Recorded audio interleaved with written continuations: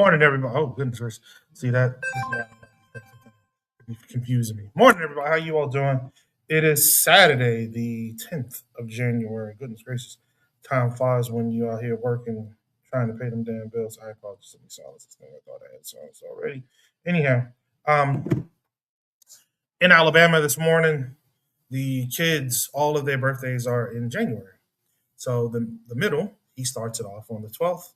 The oldest is the 14th, which is Wednesday, and then the youngest is the 29th. Look, my ass getting old because at the end of this month, I'll have three kids that are 30 or over. I don't know how the hell that happened, but I guess I was doing something. But that's neither here nor there. Today, we're going to talk about the shootings, the federal agent shootings, the one in Minnesota and the one in Oregon. We'll also talk about the NFL coaching carousel. We'll be joined by a special guest at 11:30 for that. And we're trying to go in. We're not trying. We're going to get into the continuance of the chasing of the oil tankers, and we'll also speak on the other stuff that's going on. It's the fact that what we're not talking about, we need to talk about. The fact that we're not talking about the Epstein files still not being released in full, the fact that more files are still being found, the fact that we're not talking about the subsidies for Obamacare that have passed the House, but we're looking at what the Senate wants to do because they have proposed a watered down version. The fact that we're looking yet again at a governmental shutdown at the end of this month if they don't come to a resolution in the next couple of weeks. The House has passed a couple of bills and forwarded them to the Senate, and we'll see about that. The fact that we're not talking about the fact that the plaque for the January 6th attack still is not hung as it should be in Washington because the Trump administration refuses to hang it. The fact that there are a number of underlying things. The job market is not growing like it should, even though consumers are spending like it's 1999. Gas is coming down, yes, but has anything else really come down? The, we're looking at a very ugly spring and summer, to be honest with you, if things don't pivot. We're looking at the midterm elections on our backs in very short order if we're not ready. We're looking at the Supreme Court's decision about the Voting Rights Act coming either before or after the midterm elections. And whenever it comes, what does that actually look like? Do more black folks, do more disenfranchised folks in general become even more disenfranchised because there's no protections for them? Louisiana and the Department of Education have rolled back yet another tenet of the separate but equal as far as education is concerned in the state of Louisiana. We're not talking about that. There's so many things that we're not talking about because we're talking about stuff that, while it matters and it's important, it's not going to save the country. It's not going to really uh, put ourselves on a stronger foundation as our democracy is looking at collapsing. There was Jesse the Body Ventura, former governor of Minnesota, said something, and I'll bring that in to bear later on. But as we talk about these shootings from these federal agents, we we come across something that has been said from black and brown folks for decades, which is the government will make you feel warm and fuzzy, but then they'll also slap you in the face and rob your pockets. And I don't think a lot of Americans understood that. And unfortunately, we are losing lives in order to show that to the rest of the populace here in America. And that shouldn't be. Shouldn't be. You shouldn't have to live under such um, tyranny. You shouldn't have to live in such fear. You shouldn't have to not believe or trust someone whom is wearing garb that says agent, federal agent, whatever, that they are actually a federal agent. But when they're not wearing a badge, when they're not wearing, when you cannot see their face, that is a problem. Who is going to just stop because you want them to stop? That is a problem. That is a huge problem. But these are the things that we're running up against right now because who do you trust? Who can you trust? So, we've been talking for months, hell, damn near a year about what would happen if we got here, how we need to be prepared, thinking ahead, getting supplies, getting this white woman. I saw a reel. This white woman was on there. She said she's a retired um, Army first sergeant, first class. Thank you, sergeant first class. And she was like, if you ain't got one of them things, you might want to get one of them things. It's like, damn, that's wow.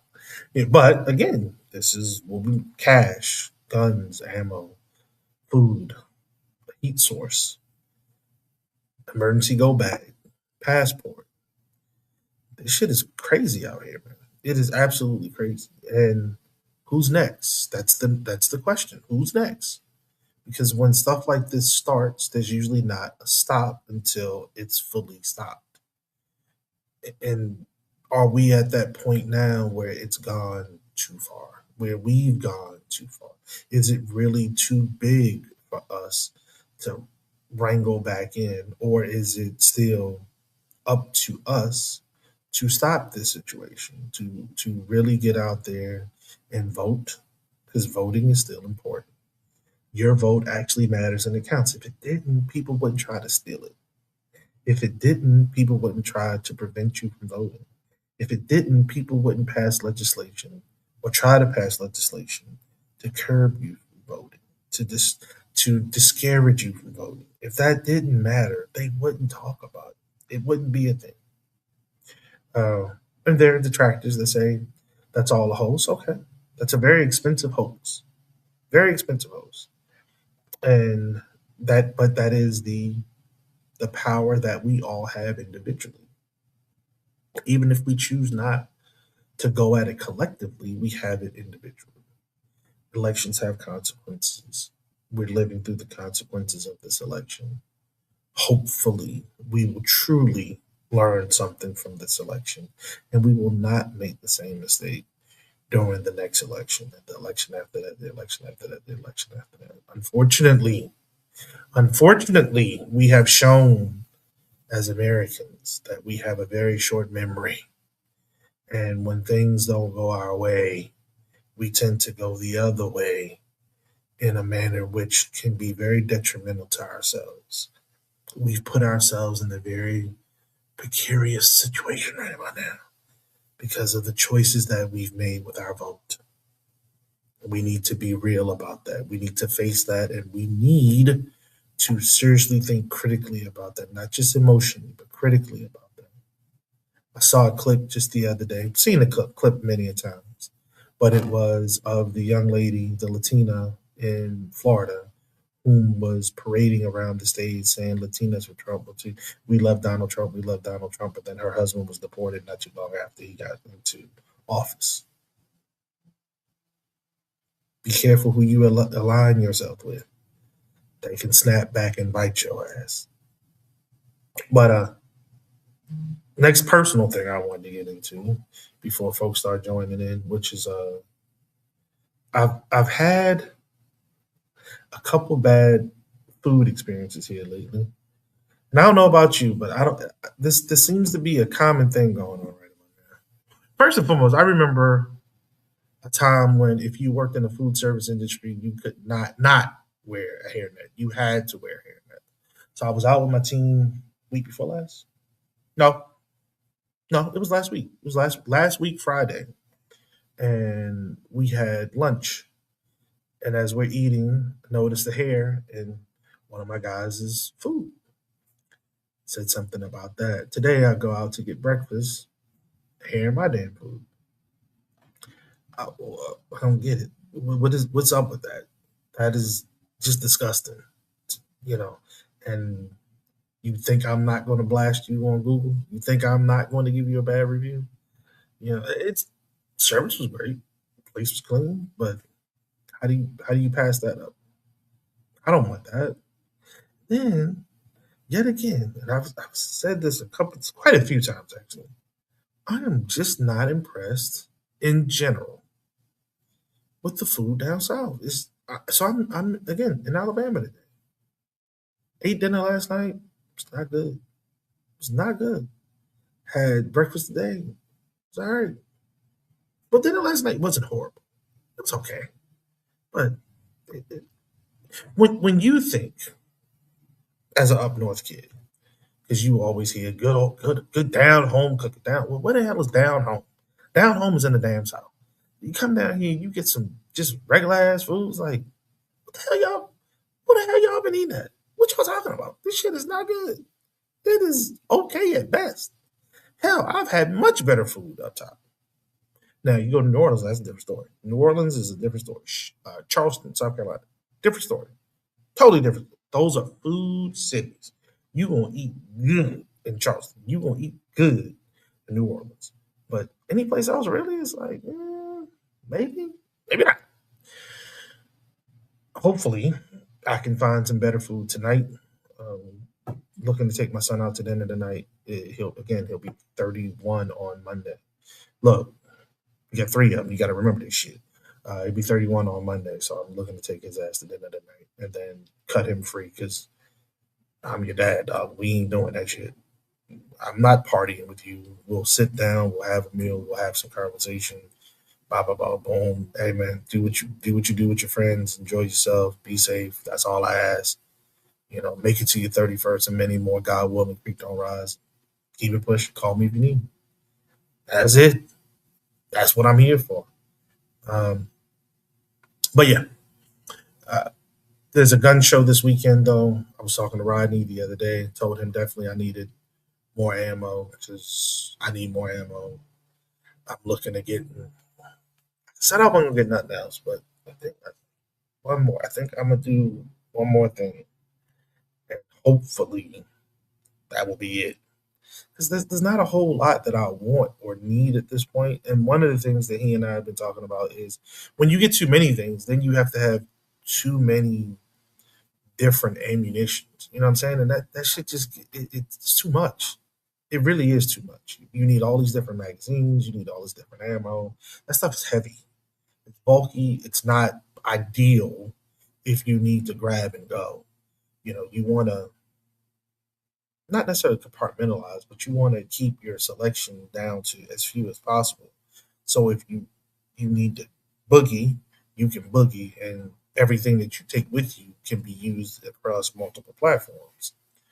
Uh, I really loved firing that AK. Like I don't think I'd ever fired an AK before. So in Vegas, that was the first time for me ever to shoot an AK, and I absolutely fell in love with it. It is definitely tops on my list right about now. So I'm looking at seeing what I could possibly get in that line. Um, so we'll see. We'll see what I can come up with. I ain't got Rodney Smith money though, so I got to be smart about mine without a doubt. But if I got to spend it, I got to spend it in order. You got to spend money on things that you want. Before that, though, I got to get my train set because that is very high on my list at this point. I mean, I picked up an air hockey table right after Christmas, and that and the train set were like the last two items on my big ass kid list. So that is definitely next up for me. I once I get the train set, I don't know if I'm ever gonna come outside. To be honest, to be honest with you, like I don't know what I would be outside for. I would have everything that I've ever wanted. And I've owned a train set before, very young, as I've shared with you all before, lived through a house fire when I was 8, 9 years old. So a lot of the stuff that I had from then obviously went up in flames. So, that's just been one of those things on the list that I've been craving for a long time. And I messed around, I messed around, I messed around, I messed around, and I'm really at the stage now where the messing around part is over. I really need to just go ahead, grab it, and add it to my repertoire because I'm very much getting settled into the suburban living. I'm very much getting settled in to having good peace, good quiet, and I started reading again. I picked up a book the other day. Not like I had to go far because I got a goddamn library in my bedroom. I got a damn library in the living room. But I picked up one of the books off the shelves and I started getting into that. Um, Rodney reminded me to pick up a couple other things, so I need to do that as well. But I've never stopped with the thirst to acquire knowledge. I never stopped with the willingness to learn something new. So I'm getting back into that big time. And I wanted to do it on the low. I didn't want to be all announcing shit and then taking forever getting into it. And then you get that social pressure. Oh, did you start yet? Oh, what you reading? Da, da, da. Eh, I just wanted to do it. So I grabbed something, picked it up, started flipping those pages, and I'm back on like popcorn. And there that goes. Brother Barry, how you doing, sir? Morning to you. Man, I'm doing good, brother. How about yourself? Oh man, I'm just trying to make it, trying to stay alive. That's about it. Again, we have the guest coming on in about 13, 14 minutes. Okay. So we can start biting at some things if you want and carry it after that. Because I Okay. know you got a lot to say. There's a lot going on in Minnesota right now. So I don't think Unfortunately. it ain't just Minnesota. I think this is the country. I think that Mm, I think that we have gotten into this idea because everything in this country is minimized and isolated into certain groups. But the reality of it is that it's happening in Minnesota. A brother got killed inside of Los Angeles on December 31st by ICE. No one knew. There were two people shot in Portland, Oregon, the day after Ms. Good was shot here, and one person died by ICE. Americans are losing their rights, and I don't know why. It's bad when you hear news broadcasters saying Americans need to wake the F up mm, because people are saying, what else do you care about? Your sports? Lose your liberties. You won't have sports. These topics that you guys like on social media, lose all of that. All of you guys, hey, America, KKK, that's fine. Lose the country. You won't be able to go to that place throughout the diaspora you think. They'll be tapping on that place like they're tapping on Greenland, like they're tapping on mm, Venezuela. You're not going to be able to run from this fade. And so, to me, just my 2 cents, it's happening in my neck of the woods, but it's the reason why. Because white supremacists, they believe in fighting fights that they have lost in the past. They will rehash fights. They felt like they took a L during the George Floyd situation. Hell, they feel like they've taken an L in this state for a lot of what they would call socialistic type things. Minnesota is a very socialist type place. Why do I say that? Overly friendly at one point with the welfare program. And then they be mm. overly friendly with the federal social programs. That's why we got into this situation with fraud, because it was a hotbed. And don't you believe when you're talking about millions of dollars, billions of dollars, that the conservatives are not somewhere in the bed with this?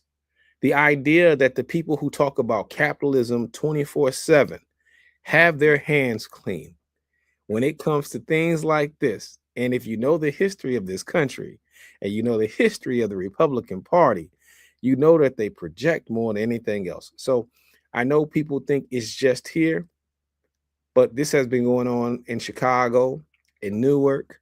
in New York, in Los Angeles, in Memphis. This has been going on. Americans have decided to do what we call selective politicking. And because it has not come to your doorstep yet, many of us feel like, well, that's just We're them. in. I'm just, and we thought that here. Oh, yeah, we're going to do our little gala system. Yeah. And then we did what we call fellowship. I have, the mayor's word, I don't have anything against what the mayor said, but that's fellowship. And what do I mean by that? Chicago had this issue first. They started passing laws to help their citizens push back against ICE. We never had to wait for ICE to get on the ground here to pass those laws.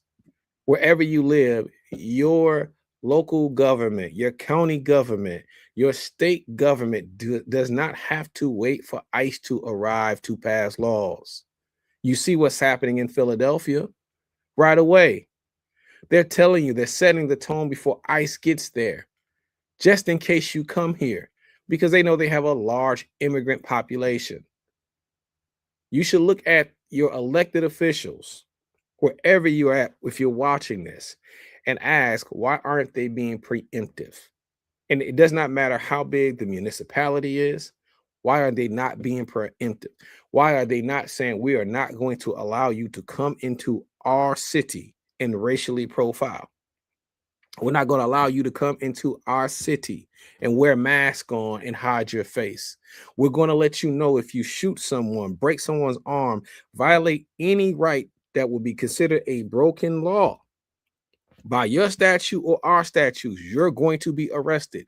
You will not make it out of this city.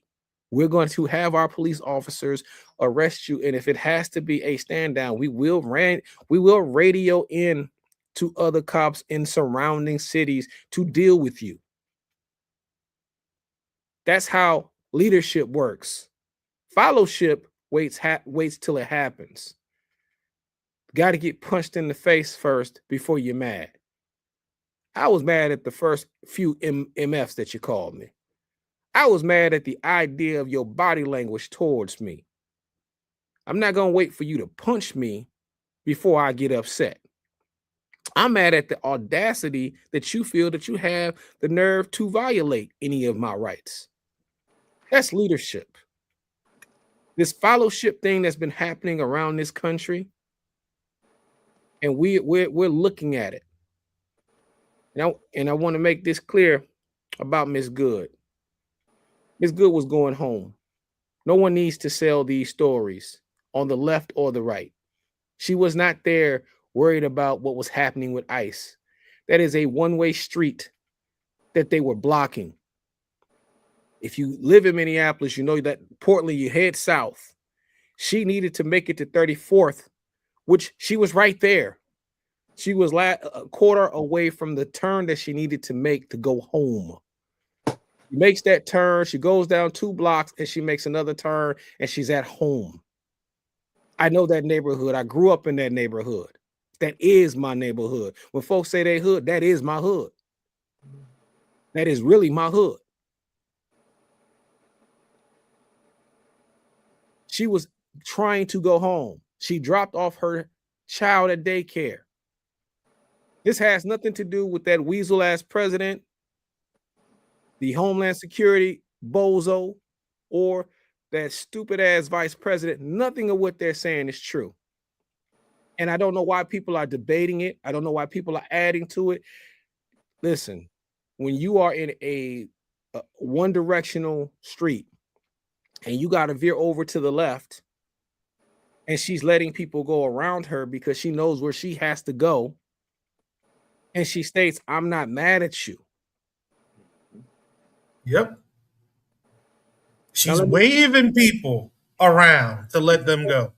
Yes. And let me speak to some of us in the back of the room, because we talked about this at the beginning of the year, of last year. The people online saying, we're going to sit this out. I saw a post from somebody here local named Nola Darling. I don't know why you would name yourself after a promiscuous woman on television, but hey, have at it. It's a part of the liberation. Be a hoe, be a whore, whatever. But when you say things like, we need to relax, are you stupid? Are you dumb? And the people that's reposting, are you stupid and are you dumb? Don't relax. Because they went to Roosevelt High School right after that. Yesterday, they were at Park Center High School, another part of the neighborhoods where my children have graduated from high school from. Predominantly Black people. Brooklyn Park, Brooklyn Center is the Black Brooklyns. Relax. Relax.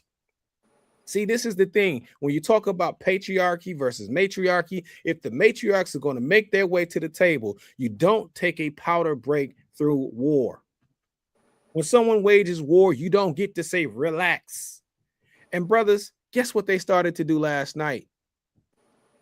They started going door to door in North Minneapolis, predominantly Black neighborhoods. They're going door to door. And meanwhile, because the dopamine high, once again, let's get back to this fellowship thing. I know how you guys made your coin after the George Floyd rally. This is different. I agree with Reverend McAfee. This is different. You hold you're protesting downtown. I get it. But if you draw Minneapolis police to one area to keep things good, then you are leaving the citizens in North Minneapolis who are at home vulnerable to ICE. Police can't even respond. How can the police respond if they're responding to what's going on downtown? You're chasing the police. You guys are fighting with the local police. Like, come on, y'all. Wake up. I'm not saying that we got the best relationship with the police. But when they're going door to door last night and you guys are doing this, man, you're giving these folks cover. We don't know who the hell got snatched out of their house last night. But once again, when you do this fellowship thing, because all you want to do is follow, we got to strategize, y'all. This president waged war against this state, and it's going to take the people of this state to work together and put their differences aside. It's going to take some transparency, but I'm telling you, it's everybody, all hands on deck, including Target 2. You may not want to hear it, but when these kids are out of school till February because they're worried about ICE, kids going to be hungry. Poor families who are not getting these grants, who can't afford these lavish galas that you guys go through, that you were going through while the rest of the country was going through this, ignoring what was happening in Chicago, ignoring what was happening in Los Angeles, ignoring what was going on in New York and Newark, where they were arresting politicians, elected federal politicians. You were ignoring this. I have no issue with what Jacob Fry had to say. Yep. But Jacob Fry, you said that a couple of months later. You should have been on that at the beginning. You should have been on that. And the reason why you needed to be on that is because if you pass certain laws, no mask on in the city ordinance for anyone. That's an arrest. We're arresting you if you run around here with a mask on. Nope, law enforcement, not even our local law enforcement can do it until this thing is done. Get rid of no-knock warrants. If they are going door to door, you may have several Amir lock situations. We still ain't fixed that one. Get rid of the no-knock warrants right now. There's things you can do. Hollis Winston, my boy out in Brooklyn Park, you can do that in Brooklyn Park. Call the city council together, have a special session, get rid of no-knock warrants. April Graves, all these black men, do that now. Don't wait till someone in your city dies. Yeah. Don't wait. Don't allow people to die before you act. That's fellowship. That is not leadership. I talked to an elected official. I'm not going to throw his name under the bus. Not yet, at least. But I talked to him twice about this. And I talked to him in October. And I talked to him again in December. And he was very dismissive. Oh, we got this. Do you, sir? Do you? You got a vacation you were going on. But do you really got it? And now it's the people in your district that you represent that they're knocking on their door. Funny how that happens. I'm talking to you. I only talk to you about it. And you're dismissive. Now they're knocking on the people that you represent door. And they're going to continue to knock on the rest of the residents' doors. This is no time to play, y'all. This is serious. We have to step it up. And I'm not mad even at that brother, because sometimes we just need to learn. We do not need to wait when we can do it today. This is a time for you to tap into your NAACP, your Urban League. This is a time for you to talk with your community members. Do not break off into silos. Sisters, brothers, don't be at home over there by yourself. This ain't the time. This is not the time. You don't know what these people are doing. And this is one last point, because people think, Rodney Lee, that this is about just immigration. If ICE accosts you and you have a warrant, federal or local, they will use that to arrest you. They are not letting you go. I want you to understand that. But if you paid attention to Chicago, you would have understood that. If you have a warrant, they are going to arrest you. If you paid attention to Newark, they were doing that. If you paid attention to Los Angeles, they were doing that. When our brother got shot, Mr. Porter, inside of California, they thought it was just a random shooting. They are finding out now that it was ICE who killed him. So the similar situation happened. Not to belittle what's going on in Minnesota, but it was a similar situation that happened in Portland. The two folks that got shot in Portland, they being the Portland police, responded to calls for a man in distress who needed help. When the police arrived, they found out he was shot. After further investigation, they found out it was custom border patrol agents that shot him. And he and another victim were rushed to the hospital. They lived, but they were rushed to the hospital. Come to find out later, both of them are from Venezuela. Now, that seemed a little fishy to me, Super. knowing what we got going on in Venezuela right now. But also the fact that they were shot by these agents and just left. They were left behind. They were left to die. That sounds like a damn hit to me, Rodney. What you think?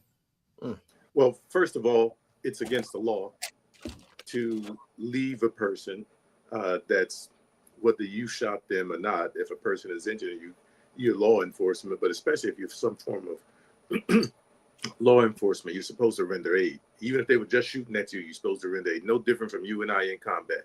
After we bust some caps in them, we're supposed to render aid. That's humanity. And what we're seeing is a lack and loss of humanity that will only escalate as we're seeing it with our own eyes. Yes, our eyes are seeing that as we are seeing it escalate. And, it's just history. There's nothing that's happening now that anybody who knows a little bit of history could not have said they predicted it, but it's not a prediction because it is just the normal course of human interactions. So that being said, and what I didn't know about how that came about in Portland, that it was sort of, they found out after the fact. But what happens is Thomas's man, he's beating that nail all through the board. And I used to be on the farm mending fences, and sometimes you hit that hammer and the nail goes like through the board. He pushed that through the board this morning because we've seen this happen. If no place else, we saw it happen in LA. And so, and he said that he was going to do it. And he has done all of the crazy things that he said he was going to do. He has done them doing them or going to do them. So then what I say to the listeners is our elected officials, the vast majority of them, are nutless and spineless right now. And did you just say nutless? Nutless, spineless, and some of them are missing an ovary. And they're going to continue to slither across the ground if the people, and Brother Barry was spot on once again, do not let their nuts swell up. And maybe we need to loan them a nut. We need to have a nut donation for our elected officials. Because if we do not give them some courage to do what they have the power to do, according to history, the next phase, the government will get more violent and the people will start defending themselves, however they can defend themselves. So Trump has already acknowledged to the Republicans that if they lose the midterms, he will be impeached. That doesn't mean anything, just like it didn't mean anything the last go around. It's just on his record. But there will be no enforcement of the impeachment action because potentially they will still control the Senate. Again, as I opened the show, this is one of the things that we as citizens have to make a decision of ourselves for ourselves. Do we want to allow that to happen? Or is it time for us to move on before we lose what few fibers we have left of a democracy? We are extremely close to a point of no return. Extremely. I'm thinking, go ahead, Ryan, go ahead. So when we say we're extremely close to the point of no return, I think we have to qualify it, because we are beyond the point of no return politically. They're in power. They control things. They're doing what some of them want to do. Maybe some of them are doing what they're being forced to do, but they are doing it. Blood has already been spilled multiple times. People have been disappeared multiple times, and we don't even, like Brother Barry's hitting it out the park this morning. He's like Hank Aaron. And so these things have happened. The Rubicon is long behind us. We're at the point right now.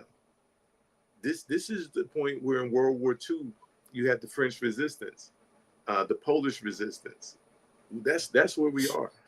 The politicians, which is why I said we need to start loaning them some nuts, is they're feckless. And we, the people, we have to realize we are the power. And the politicians, we're going to have to give them some nuts and some ovaries. But that was my point. My point being, we're nearer to the point of no return because we as the people with our power, the next time that we have an opportunity to really express our power is the midterms. So if we fail at that point. So Lee, what I'm saying is the midterms don't count right now. The midterms mean nothing right now because we don't know if we're going to have midterms. And the man has been in office, but January 20th will make a year. He hasn't been in office a year. And look what he's done. If you're saying, or the people are saying, well, in another year, there is no another year. There may not be another month. He is overthrowing countries and governments. He is pirating and stealing entire oil tankers. He is threatening to go in other countries. He has co-opted the military and turned them into mercenaries, murderers, and pirates. The Rubicon has been passed. The difference, and I just want to make sure everybody's clear with what I'm saying. The political fix to this is no longer available to us. When I say the people need to swell up and go in the street, I'm talking about to protect themselves as much as possible. Yes, they need to push their elected officials, but all the elected officials can do is talk. because they're not in power. Once blood has been shed throughout history of these types of actions, it is a degree of how much more of the people's blood will be spilled on the way to a potential, because it doesn't mean that they're going to be able to unseat this guy. What it just means is, can they slow down the progress so we can regroup to better defend ourselves and try to bring in others to help us. But as far as a political fix to this, the Rubicon has long been passed. It is just how much we're willing to sacrifice and how much blood will be shed in the streets of America. Get off these people's platforms, y'all. I'm just going to say this again. Those folks that was at his inauguration, you ain't going to find no liberation talking on Facebook, Instagram, Twitter. Hey, listen, they're in on it. All your little thoughts, your meetings, and everything that you think you do. Oh, man, they love that. Keep it up. They love it. They know where you're going to be. I seen that ICE is in Brooklyn Park neighborhoods this morning, and they're knocking on every door. Now, that's funny because the conversation that they've been saying nationally is about the Somalis. In Brooklyn Park, the predominantly of the people and the dangerous immigrants, the dangerous illegal immigrants. But I want to make sure I clear this bar, because the people in Brooklyn Park look like us. They're West African. There's not Somalis. They're the people in the Nigerians out there. They just bombed Nigeria. There's Liberians out there. There's Kenyans out there. And then there's a large population of African Americans. Per capita, in the state of Minnesota, it is the largest group of Black folks per capita. Larger than Minneapolis, larger than St. Paul, per capita. So I want people to understand, once again, what are you waiting on? What are people waiting on? Golden Valley, we got a Black mayor over there. Sister, you up, Rosalind? I'm just saying. Look, y'all, I'm not saying this to call people out, because I want all of these folks to be successful, even the white ones. But you got to hear what I'm telling you and not necessarily take it as adversarial. You have to do preemptive things, and it needs to be the city members and the citizens need to meet and conversate and strategize. You don't have to let them in your door, by the way. You don't have to answer the door. You don't have to answer the door. I'm going to say that again. You do not have to answer the door. She said a lady showed on the neighborhood Ring camera a video of them approaching her home, knocking on her door. She did not answer the door, and she shared the video. You do not have to do that. Brother Jasper came up.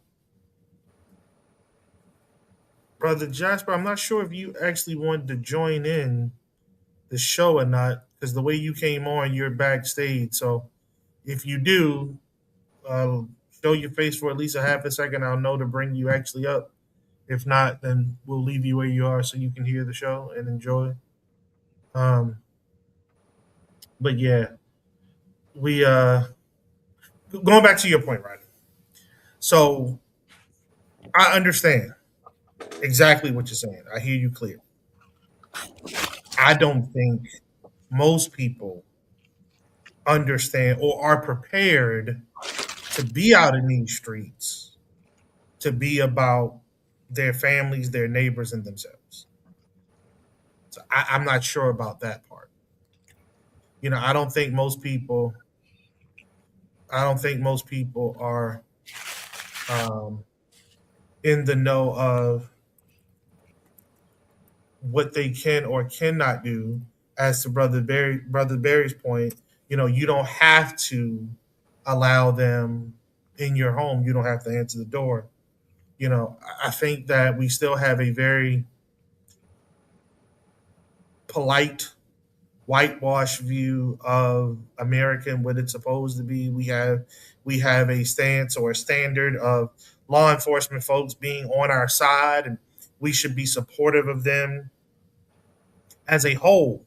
And I don't know if many people have recognized that this is not the same day. The day has changed. That calendar has flipped. We have folks that have been totally corrupted, whom are not working in the best interests of the American people. They're working in the best interests of the president and his cronies. And that is a huge change for most Americans to swallow. I said in the beginning of this, what we're seeing now is outcry or public display, I will say, of what black and brown folks have said about the police for years, about law enforcement officials for years. Not as all of them, not in all of them at all, but you have to be very cautious about who you trust, no matter what they do. And unfortunately, folk are showing their face in this way and are really causing harm to those whom are really about the business of the people. Because now you don't know who to trust. You really don't. And can I So, speak on the trust thing too? yes, sir. When the George Floyd situation took place here in the Twin Cities, and if you're locally, I want you guys to hear me. Once again, I'm not calling people out because I'm not saying names. I said Hollis' name, that's my guy. But in April, that's my girl, and Rosalind, she good people too. I met her in person. And they're just black mayors. So I'm saying their names because I want them to understand that the time is upon them. But I'm not saying that they're deficient in any way. But when the George Floyd situation was taking place here, y'all, we were inviting people here amongst us that we thought they were good white allies. And I'm telling you what I know, not what I heard. Myself, my brother Nick Muhammad, and our brother Daniel, we accosted or ran up on 4 white folks. One was from Indiana, one was from Montana, two was from New York. You guys know, if you're local, about the burnings that was taking place to the gas station, to the auto store, and to some of the other places. Do you guys know at the time the leadership of the NAACP had them same white folks that was burning things amongst their ranks, thinking that they were allies? Did you guys know that? Did you guys know that the FBI found incendiary devices at the back of the headquarters, hidden in bushes, that were accelerating the burning? And it was a different type of chemical too, by the way. It was a chemical where it burnt fast, but it burned from within and it spread it out. That's why things were burning so fast. This was a different kind of compound that you cannot find anywhere on, like, you just can't order this stuff. And these people rolled that to the top as far as they were the face of, hey, we're on the streets, we're doing, but you got the enemy within. How do I know this? Because they got pictures with them that they had brothers who were out patrolling the neighborhoods with their guns and everything else. And those Proud Boys ended up on CNN talking about what they were doing. The same white folks who I saw, that me, Nick, and Daniel ran up on, they were amongst the Proud Boys. They were the people that were shooting at black folks. They were the people that were trying to abduct black women at that time.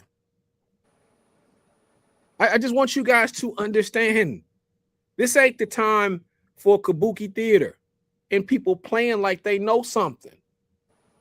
The leadership was unaware. I'm not trying to call them out because I'm in the current leadership, but I'm telling you that's what took place. They found those devices. You had an enemy within you.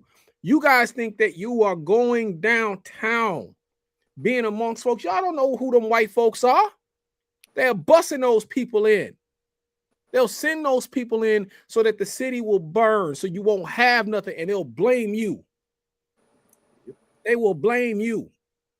They will make all the crime. They will make everything about you. So be careful. Be careful, because when you don't understand and you start going out there and you're letting the emotions get you out there, you may be hurting your own community. You may be hurting your own community with these newfound people. Y'all need to ask these folks, why would you come here from Montana? I don't know if y'all know anything about white folks in this country, but it's very few things that a person from Montana, Indiana, and New York got in common amongst white folks, unless it is white supremacy. Because even white liberals who are from those different places ain't going to necessarily mess with each other. Just telling y'all. And they were just comfortable in the hood. They was just as comfortable could be. And we out there with them, showing them our guns, and folks that say, man, I peel the block. And then when I leave off from them, then somebody else comes and they shoot at us right away. And every time black folks was getting shot at, guess who was never around? Their white allies. Every time something happened, guess who was nowhere in the vicinity? Their white allies. We didn't understand what was going on, y'all. So trust, when we talk about trust, you may be mad at the police, but the police probably ain't going to be the ones trying to abduct you, burn down your grocery store, burn down your homes. Don't have no blind faith in these things. And don't let these folks who you think because they white going to give you some money. That's the other part of it too. And give you a little bit of shine. So I just wanted to rehash that because I don't want to see that again. I don't want to see what I saw last night happen again. Because if they're going to go door to door in North Minneapolis, they're going to go door to door in Brooklyn Park and Brooklyn Center, where all black folks are at, by the way. This is not about illegals anymore. We start talking about people who are actually citizens now. Those Liberians are citizens. Most of those Nigerians are citizens. Most of the African Americans are definitely citizens. There may be some Hmongs out here, yeah, but they're citizens too. There may be some Somalis out here. That's true. And they may not be full citizens, or they may be citizens as well. But you guys have to wake up and really stop thinking that what you did 5 years ago, you're going to be able to do today. You're not dealing with local police or state police. You're dealing with federal agents, and they're not really even federal agents, as the sister said in Philadelphia. This is the Klan. This is the Klan.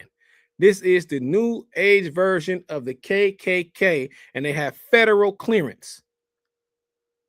They have federal clearance, and they will mow your ass down. I don't know if they got federal clearance, but they got federal authority, because a lot of them can't pass a background check. Lee. No, Lee. They got federal clearance, brother. We can't play. Pete Hexeth is from here. They got federal clearance. They're targeting people. They got a list. Right. We got to make sure that we keep it simple and plain, because I think people glossed over the fact what happened with Kristi Noem's sister-in-law. That is a conversation that should have been happening around the country, knowing that they targeted her sister-in-law that divorced, or her ex-sister-in-law, so they could get the custody of her nephew. And when that woman talked about her story about people pulling over folks who they thought was her in her car and asking for her nickname, only your sister-in-law would know what your nickname is. Right. I'm just telling y'all, this is wicked, and people better wake up. And one other thing, because I saw, shout out to my sister Kay, and Kay makes a great point locally. Stop parading your kids around this fucking city so that they don't run in the ice and see something horrific happen. Stop parading your kids out there. Go get your groceries, go get your water, go get your necessities, and sit your ass down. And don't answer the door. She went away. Chris, come back in. I lost you. I was just about to bring you up on stage, and we lost your connection. We had a sister that wanted to join in the conversation. I was going to bring her up. Bring her on in. Yeah, she lost the connection. She said yes, and then we lost the connection. When she comes back up, I'll bring her in. Now,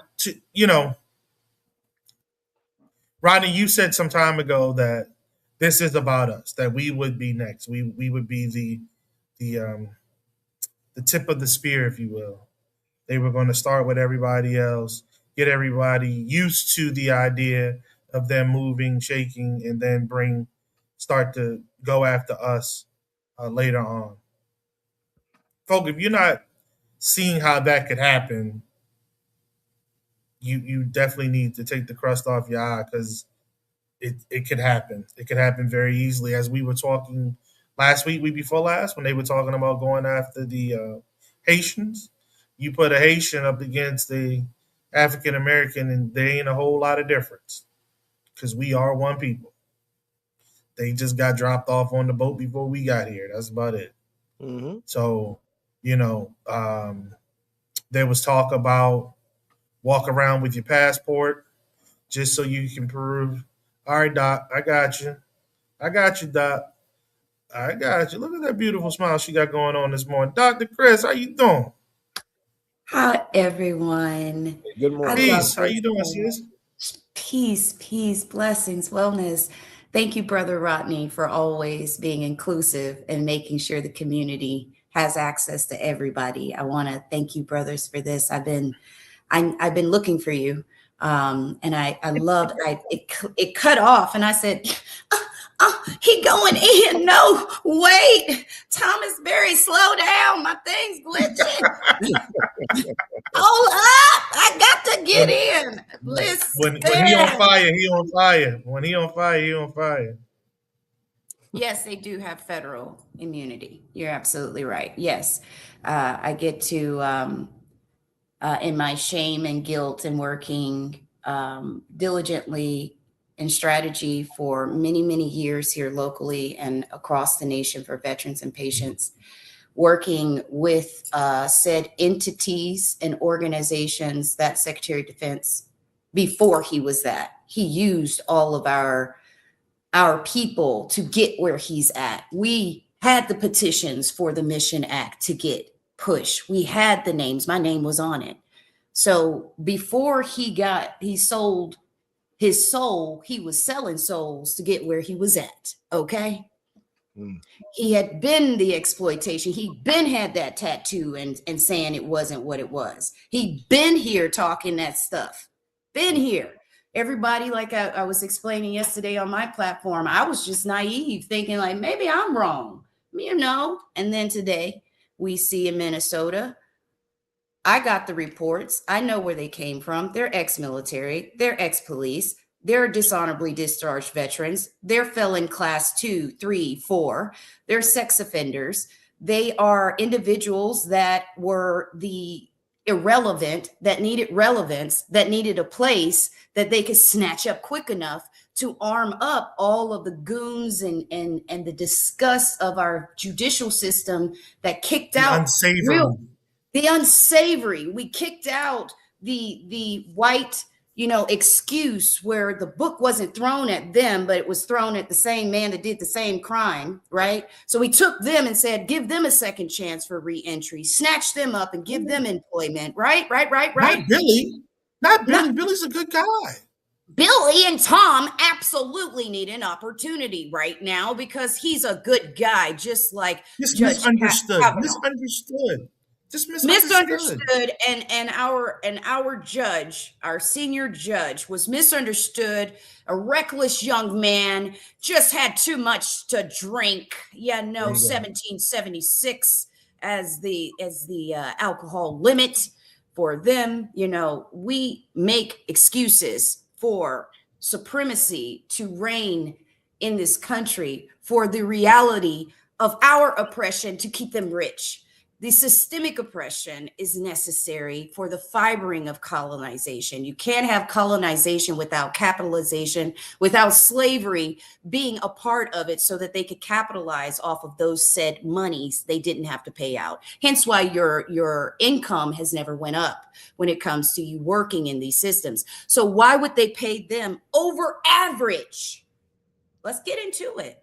Why are they paying them extra bonuses? They never even held a regular position, right? Slave catcher incentive. Slave catching. That's where Rodney's going to come in. Slave catchers in history has been paid just like bounty hunters. So they gave him a 50,000 bonus bounty hunt.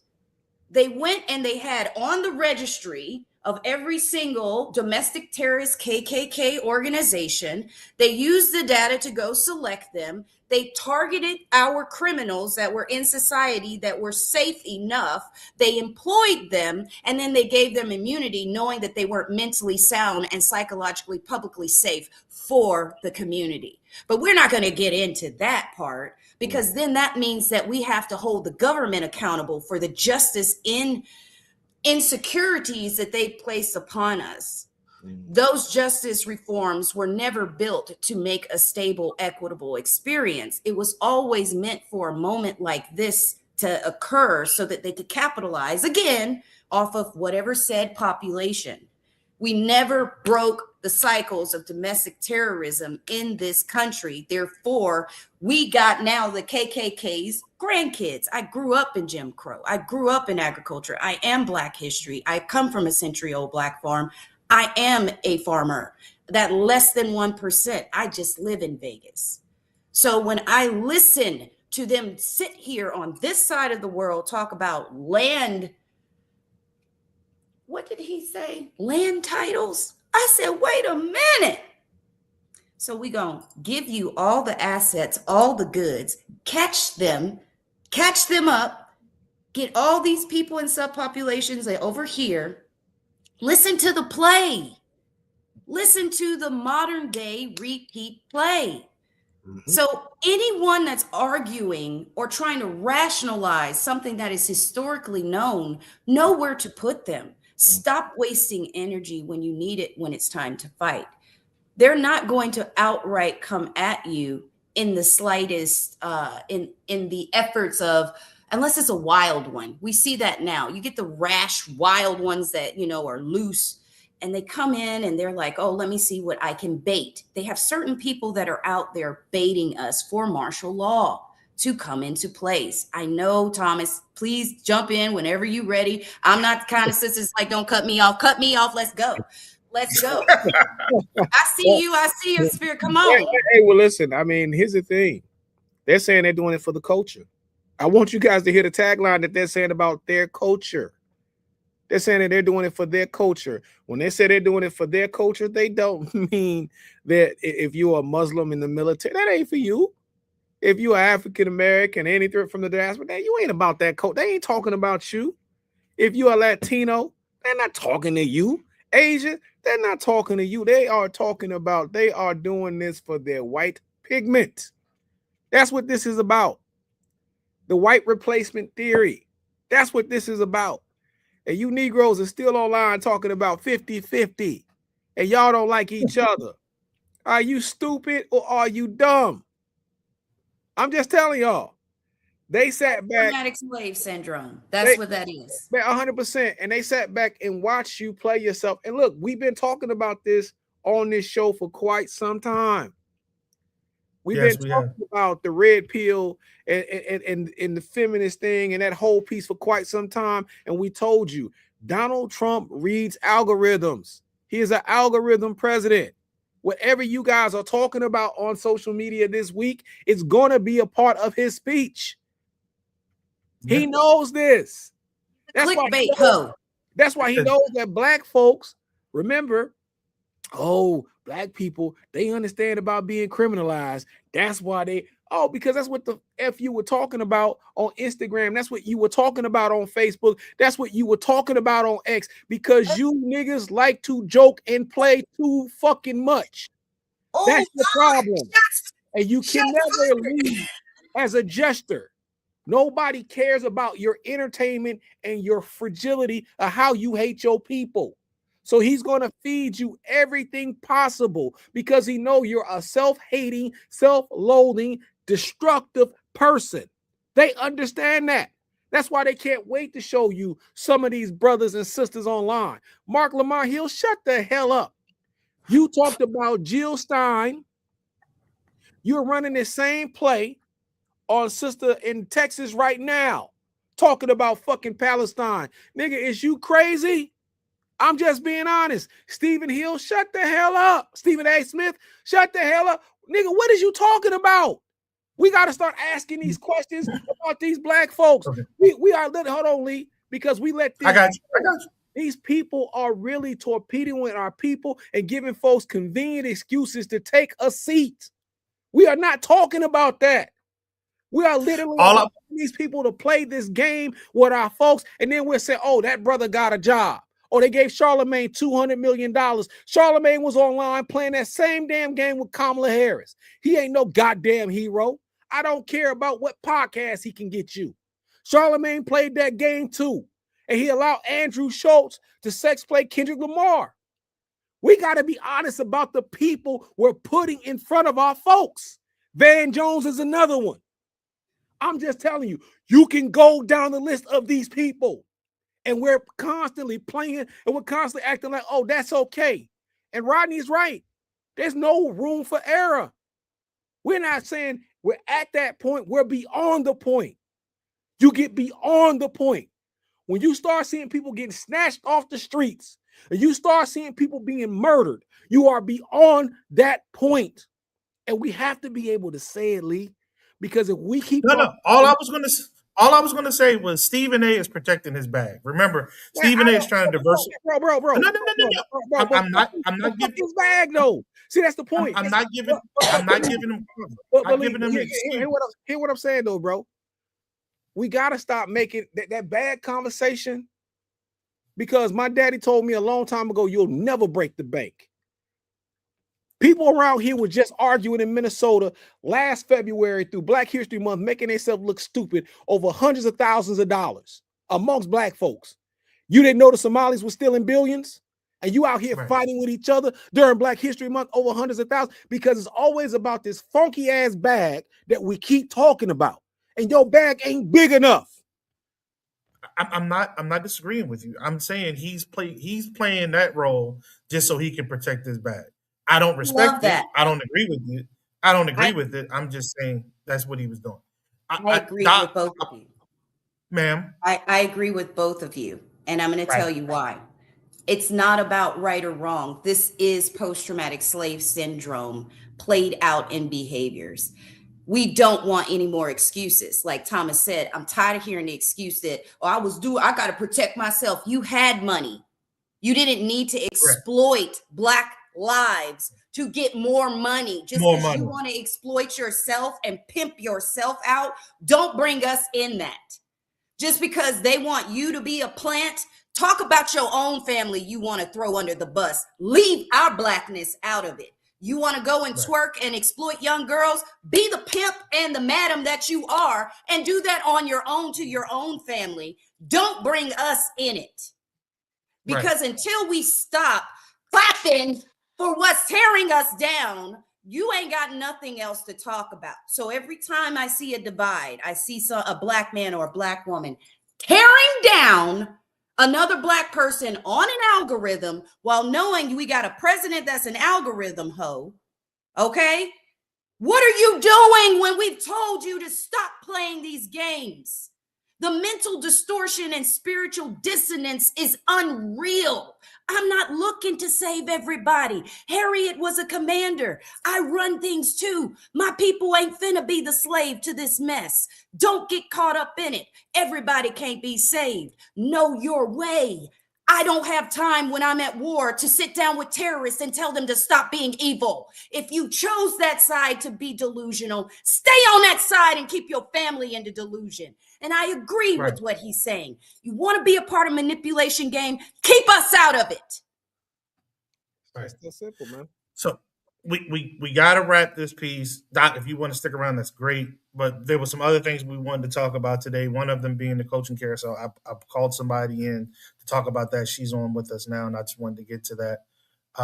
If you want to stay, that's fine. If not, then we can back. Okay, that's great. So, family, we will get back to this. We're not done with this. We got to get back to this, but we just need to transition to the next topic so we can do that, because what we've been talking about, what we've been seeing in the NFL is a huge coaching carousel going on. You know, Black Monday tends to happen after the regular season.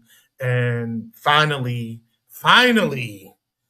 my Ravens were wise enough to get rid of John Harbaugh. You say what you want to say. I don't think he's a good coach. I think he's a decent coach. I think his time has come and gone some time ago. I thought he should have been gone the day Flacco was shown the damn door.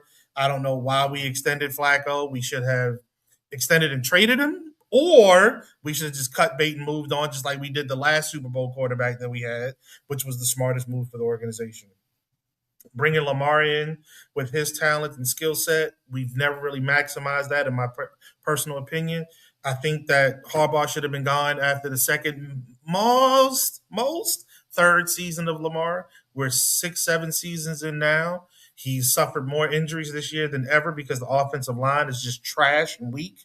You know, you can say what you want to say about the defensive coordinator. I don't think he's a bad DC, but when your defense is on the damn field for that many snaps of the game because your offense is getting bogged down because your offensive line is trash, when your receivers are on your tight ends are dropping passes, Mark Andrews' ass should have been gone years ago. This is what you come up with. But I'm not going to get stuck on the Ravens, even though I have the lady of rant and rave on. We're going to get to that for half a second. Let's be clear. Baltimore has an opening. Atlanta has an opening. The New York Football Giants have an opening. Miami has an opening. Tennessee has an opening. Arizona, Las Vegas, and Cleveland. There are 3 more possibles in this mix. Pittsburgh may very well move on from Mike Tomlin after this season. There was a lot of calls for him to go last season. He did not go. Green Bay is may go move on from their coach as well as Tampa Bay. I don't understand Tampa Bay. Tampa Bay has done very well with their coach and their players. You got a quarterback down there that's been getting his ass kicked too. He suffered through a lot of injuries, but let's understand something. He took a hell of a beating when he was in Cleveland. Let's be real. He only had but so much gas in the daggone tank. I think they need to look for another quarterback versus looking for another damn coach because he's done very well for that organization. But this is where we are. This is what's going on. Morning, Teresa. How you doing?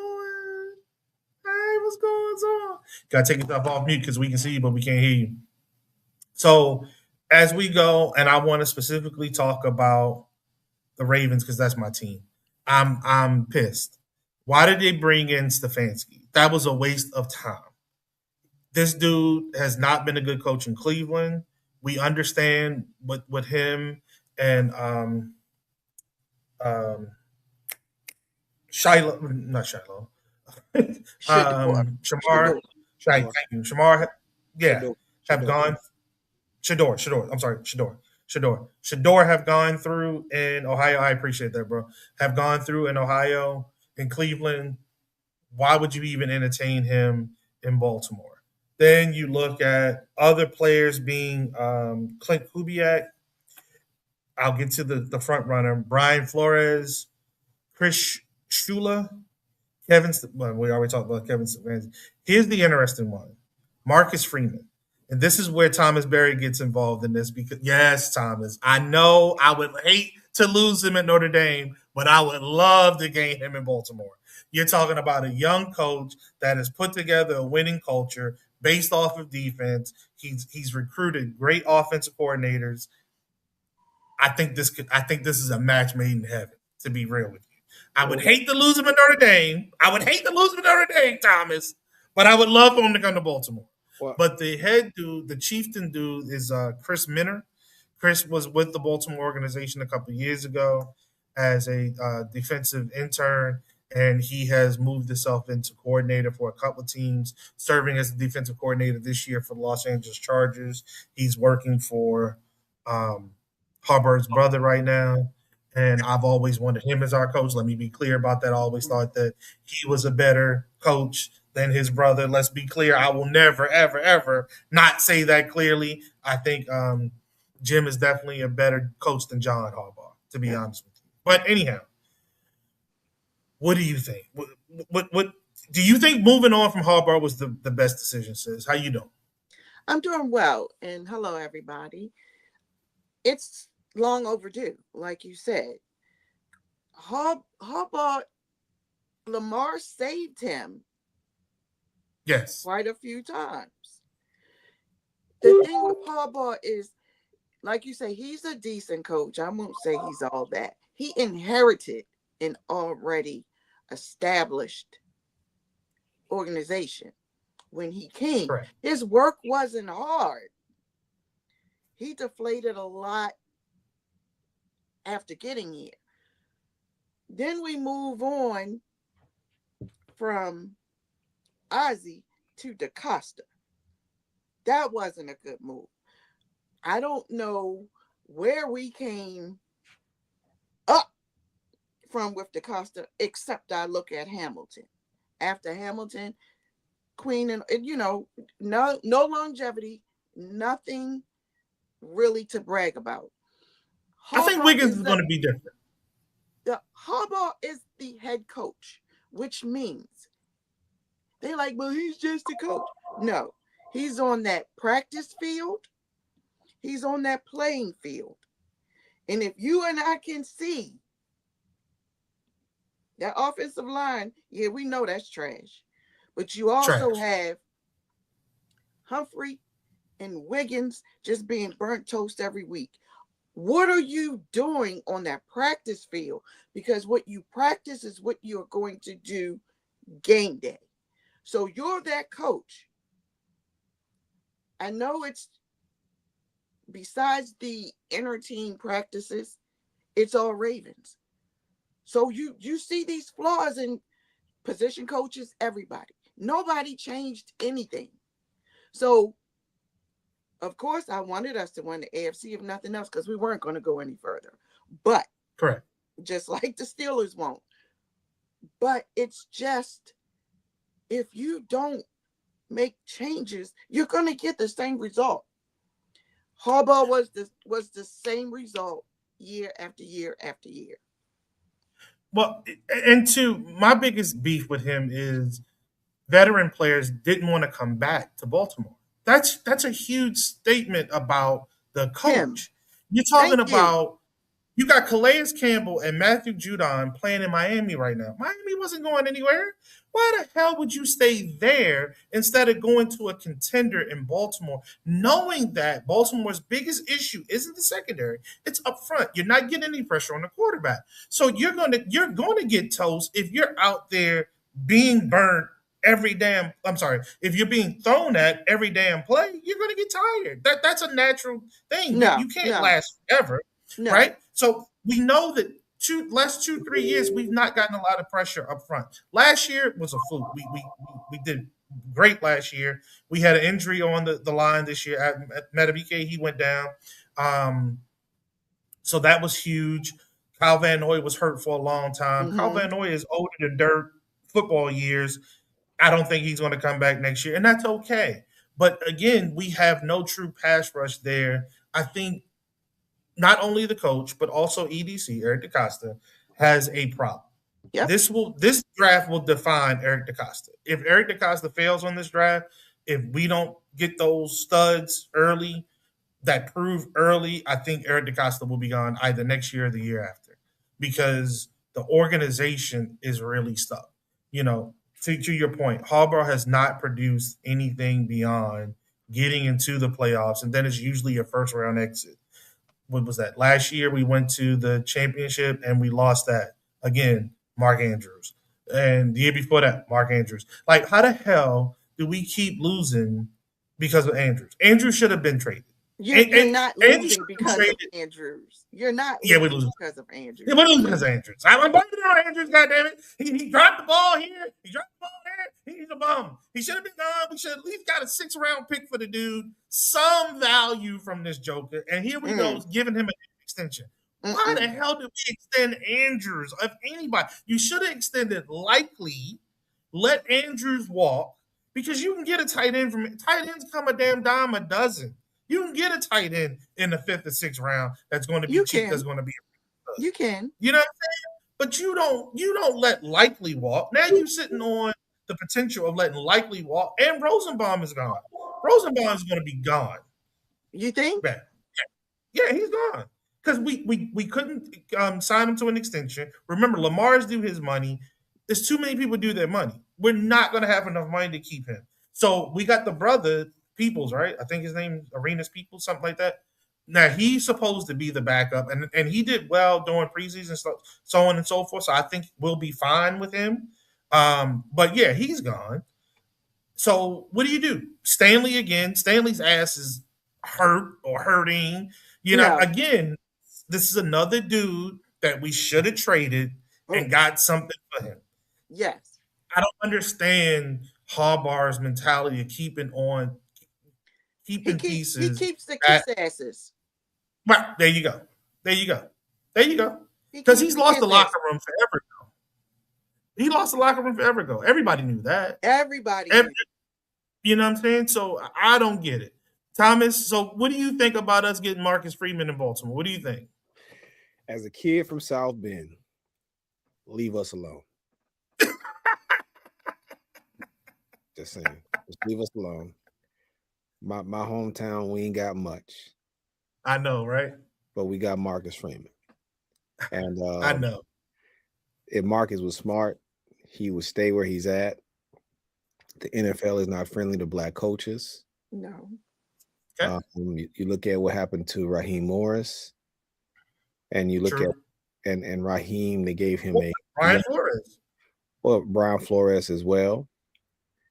But Brian fought City Hall, and it looks like he might win. He's getting a shot that's rare to get back into it. But as far as three teams filed the petition with the Supreme Court trying to block it. Well, that's fine. Just leave my boy in South Bend out of it. You guys can figure it out on your own. Call Ozzy. You guys can go hire Ray Lewis or somebody like that, Ed Reed or somebody like that. I'm just telling you. I'm just giving you suggestions. Thank you. Okay. Thank you, Thomas. Thank you, Thomas. But outside of that, the brother inside of South Bend, my hometown. You want Ray to come as the head coach? I don't care. Ed Reed. No, not head coach. Oh, Ed Reed. Okay, yeah, Ed Reed. Ed Reed should come back to defense. Leave us out of it. He said keep us out of it. Keep us out of it, man. And he said Ed Reed should come back and be defensive coordinator. I could see that. I could definitely see that. Ray is too much of a polarizing force, and I don't think that would be good just in general. No. But I could see Ed coming back to be the defensive coordinator. And that would be a great thing, not just for the team. Well, it would be a great thing for the city. Yeah. I mean, great thing for the city. I mean, and you talking about taking these kids, Wiggins, and what's the kid we drafted last year? The corner. And you talking I forget. It was Wiggins, right? No, Wiggins was the year before. You talking about turning them into studs? You get Ed Reed in that building, like you talking about ball hawk central. Like if he can train those dudes up, hell, just bring him back as a freaking coordinator, something like bring him back as something. Yeah, we definitely need that. And do they look at film? Do they? Because your opponent is third. I would say third and 6. You got your people lining up 10 yards beyond. How are you going to stop a first down? How are you going to stop? And this is what I'm saying. What are you doing with these players? What are you watching film? How are you practicing? Because game day, we look terrible. As much you say it's not so much the secondary. It's we struggle and we can put up 40-some points, but our opponents are right along with us, putting up 40-some points. So John Thompson, he said Chicago Bears are nothing, and I just want to bring that up because I think Chicago Bears have who I believe would be a great coordinator, a part of their defensive staff, because he made a difference in Dallas for us, and that is the brother Al Harris. Al Harris secondary is aggressive. They play bump and run. We had 2 cornerbacks in Dallas under Al Harris who led the league in pick sixes. That was Al Harris. Now, the thing with the NFL, I mean, to stay kind of on par with what we were talking about earlier, is that they have to do something about this idea of white privilege when it comes to coaches, coordinators, and GMs. Because the NFL... And the gambling. Well, the NFL is the only place, in my opinion, where I feel like you can be a mediocre white coach and stick it up for forever. And still get a job. Last an entire season. And then they'll say, hey, Kevin Harbaugh prepared you. So I do feel like it's like the last place where you could be mediocre and white. Well, not the last place, but it's just an example of being mediocre and white. And if you're black, you'll get it even if they give you a shot, you really ain't got a shot. Look at Antonio Pierce in Las Vegas. Mm. And what he did the year prior, and then look at what Pete Carroll did this year. And so those are the things that I feel like in the NFL players have to start doing a better job of calling that out as they retire and they want to get into the coaching positions, because that's just the truth. Like, so a lot of mediocrity out there, but I'm a Cowboys fan. I don't give a damn what y'all do inside of Baltimore. Good Well, luck. I mean, since we all sitting on the couch and you had it warm for us before we got there, we appreciate that. You know what I'm saying? But again, we're going back. Right. But speaking to that, Jadeveon Clowney, another player whom we lost out on. How the hell are you going to go to Dallas knowing full and damn well what Dallas is going to do come December, January, which is lay a goose egg. And you already know this, but you're going to go to Dallas versus bring your talents back to Baltimore, which, again, could have been a Super Bowl contender had you come. No state. And these are the things, huh? No state taxes. Oh, well, yeah, whatever. Yeah, you're right. But that doesn't that lead into what we talked about earlier about chasing the bag? Like, you want to chase the bag or you want to chase the ring? I mean, isn't the ring more important than the bag? No, hell no. I think the ring culture that has become prevalent in sports is crazy. I think that when you are trying to be in a position, because you got to think the NFL only give their players guaranteed health insurance for 4 years after they retire. If you have mental health issues and body problems, you're on your own.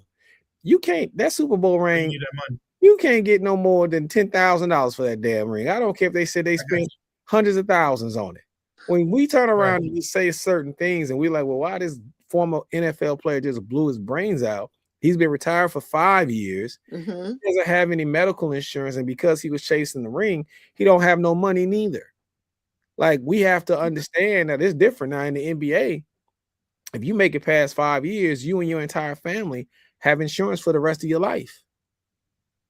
So, so I think that you have to separate this idea about winning. And then the other thing too is, if you're saying that people didn't like the coach and you felt like there was a certain, because football, I got a boy, my youngest boy was playing Division I football.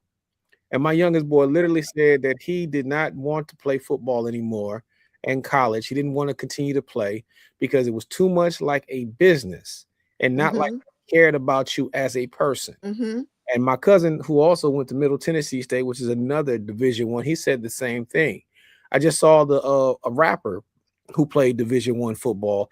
He said he quit playing football because he said, once I got there, I was just another person. They got 160 some odd people. They don't care whether I go to class. They don't care if I'm okay or whatever. We've glorified this Greco-Roman piece as if the players are supposed to be loyal to a organization, the NFL, that's not loyal to them. It's just not. So I don't think anybody should chase the ring, but I do think that they should try to be competitive. But when you get long in the tooth like Jadeveon, now you got to start stacking for your family. I chased the ring my first 10. Now I'm at the later end. I got to get this money so I can make sure when I'm retired, I can take for, because if his brain is gone, who's going to provide for his family when it's over? It's not the people yelling on First Take, not the people yelling on all these other shows. And these white boys, they get these jobs and they hog everybody else up out of it. I'm just saying, man, look, sports is the best example about race possible. And football is another great example. That's why they took the running back position and they declassified and made that lower. Why? Because most of the running backs are what color? Black. Okay. That's all I got to say. What color? Oh, black. Okay. That's 99% outside of Ed McCaffrey and Scatterboo or whatever that guy name out there in New York. Everybody else is black. And what is the position to have the most head trauma? The running back position. Look at what they're trying to do to the tight end position, though. They're trying to elevate the tight end position over the wide receiver position because similar situation, right? Most of the tight ends are white. Right. Most tight ends are white. Yeah. It's them big Midwestern country boys that willing to come through the middle, but they're not big enough to be a real defensive player. So they decided to convert to offense. And hell, they were tall, big body. Now they're a tight end versus being a straight up wide receiver. So I can dig it. All right. So what do you think is going to happen with Stefanski? Do you think he will go to Tennessee, Miami, Arizona, Las Vegas? Because I didn't think Las Vegas was going to get rid of Pete Carroll this damn soon, but they did. They gave him 1 year and he was done. Stefanski did the white folks bidding. Yeah. He saddled Shador. He knew he Yep. had a better quarterback. He Yep. went as far as not giving him reps. So he has a what they say monopoly, a get out of jail free card. So he'll be able to land wherever he wants. My uncle, I was talking to my uncle 2 years ago, and we were at somebody. Oh, my Aunt Cookie had passed away. We're watching the football game after the funeral, and he just looked at us all, and he got up and he said, "I don't watch football no more." He said, "I done stopped watching sports for a while." He said, "Because all this is rigged," and he said, "It's rigged." He said, "It's rigged from top to bottom," and I want to point out, the Cowboys were on a tear up until 1996. What happened in 1996? Did anybody know? Jerry Jones countersued the NFL for hundreds of millions of dollars for trademark and licensing, and he won. And after he won, what will go wrong does go wrong. Go to college football. The SEC, nobody cared about the SEC until 2006. What happened in 2006? ESPN got the rights for the football championship, the FCS series. Who is a part of the ESPN network of schools that they show the games for? The SEC.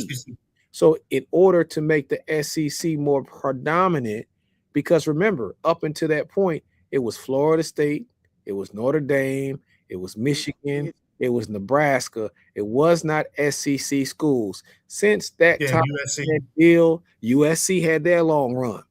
Since that time that deal was signed, guess who's been dominant? The SEC. All of a sudden, you're back talking about Florida, Alabama, Georgia, LSU, and you would think these schools been winning the entire time since college football has been started, and that is not the case, ladies and gentlemen. And now that NIL is here and the money is evenly across the board, you see look, I'm from Indiana. We are not a football state. We are not a football state in Indiana. But them Hoosiers basketball day long. But them Hoosiers is kicking ass. And last year in the tournament, Notre Dame was kicking ass. And if we would have got in, it would have been Indiana versus Notre Dame, because we would have whooped the rest of. I'm just putting it out here. Here's the facts for you. The last school to beat Indiana was Notre Dame, by the way. So I'm just telling y'all, the game is rigged. I know we like it. I know it's like wrestling. Men, we love our wrestling. We still at 50 years old trying to figure out what the hell's going on with WWE. But as much as we talk about it, Lamar Jackson is too black. He is also represented by himself. They don't. How dare he? Yeah, how dare he? They talk about how difficult it is to negotiate with him because he represents himself. I just want you guys to, if you're out there, you're a fan of the sport, listen to what they say about certain players, and then you'll understand why something strange always happens in the game. Somebody wide open drops the pass. Whoopsie. A strange hold or whatever. It's rigged. And so a no call, a touchdown callback that was a touchdown, but he didn't take 3 steps versus 2 steps. But I thought the ball only had to cross the plane. Yep. That's it. There you go. So I know we like to talk about it, but it's just like the politics. It's rigged.